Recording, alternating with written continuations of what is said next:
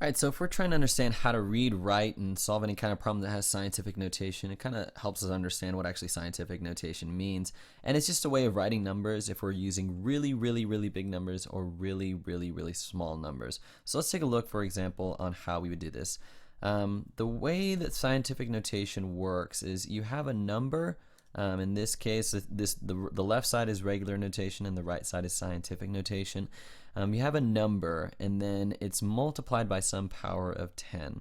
So if you look at this scenario, I have 7,000, which is the same thing, if it's in standard notation, is the same thing as 7 times 10 to the third power. And if you do 10 to the third power, let me pull up my sketchbook here, 10 to the third power, 10 times 10 times 10, that's going to give us 1,000. So 10 to the third power is like a 1 with 3 zeros after it.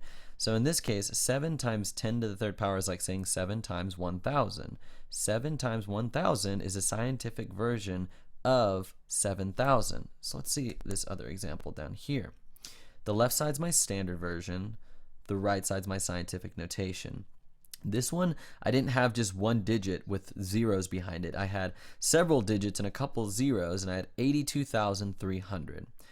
The way that I would write that in scientific notation is whatever my first digit is here, the 8, it's in the 10,000s place right now, but this 8, I'm going to put it in the ones place, and then any number after that that's not the zeros at the end, I'm going to just put after the decimal. So 82,300 turns into 8.23.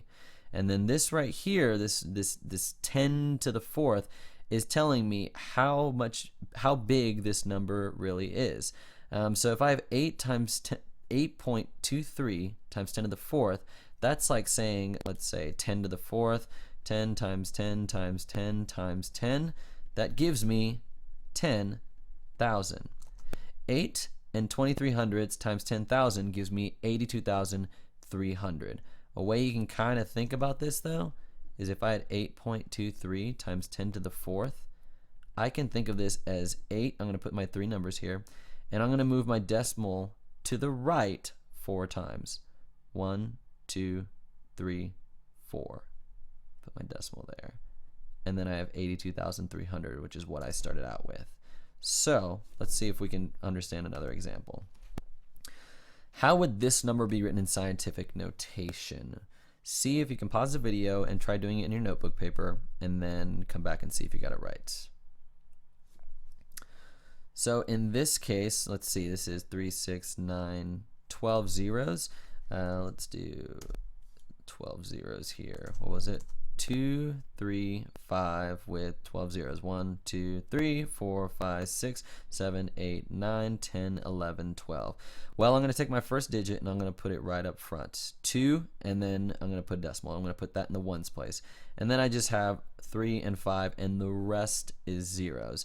So I'm going to imagine if I had to put my decimal place right here, how many times would I have to multiply by 10 to get 235, what is this, millions, billions, trillions. So that's 1, 2, 3, 4, 5, 6, 7, 8, 9, 10, 11, 12, 13, 14. 2.325 times 10 to the 14th would be my scientific notation. 2.35 times 10 to the 14th. Let's see another, well, fun fact, if you didn't already know, Google, this is not the way they actually spell it with the search engine, is a 1 with 100 zeros behind it. So if I were to actually write Google in scientific notation, it would be 1 times 10 to the 100th. 100 zeros behind it. I'm assuming that they were thinking there's so much internet information on the internet. If you had to put all the information on the internet in one number, it would probably be a Google. It's so much information on the internet, and it's Google's job to try to make sense of all of it and find the stuff that you're looking for. I assume. Maybe I'm wrong though. So let's see how we can show small numbers in scientific notation. Instead of showing how many times bigger, instead of doing times 10 to the 8th or times 10 to the 4th, you write how many times smaller by using a negative exponent. So let's take a look at an example. This number right here, 5 thousandths, is the same thing. If it's written in scientific notation, it's 5.0 times 10 to the negative 3. You might be wondering, well, how is that work? Well, because if you think of 10 to the negative 3 with our exponents, if you have a negative exponent, you find the multiplicative inverse of 10, which is 1 over 10, and then that exponent turns positive. So it's 1 over 10 cubed, or 10 to the third power.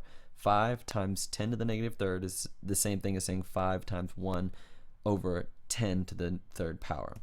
And if you're thinking of 10 to the third power, that's the same thing as saying 1 over 1,000. So 5 thousandths is the same thing as saying 5 times 1 1,000th. Okay? This first one's the only one that's actually scientific notation, but I put this stuff right here so that way you can kind of see why this works. And let's see how it'll be a little bit more practical, a little bit easier to turn a small number into scientific notation.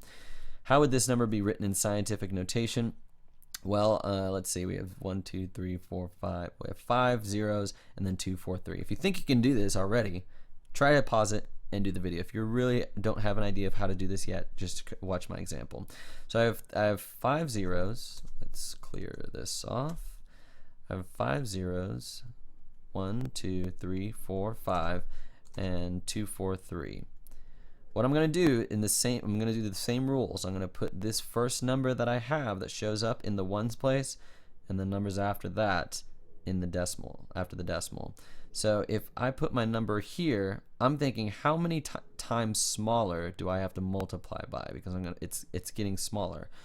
2.43, I'm going to go 1, 2, 3, 4, 5, 6 spaces times 10 to the negative 6, because I had to move left to be able to do this, because this number, my number is not 2 and 4300ths, it's a lot less than that. So I'm saying it's 10 to the negative 6 times smaller than 2.43.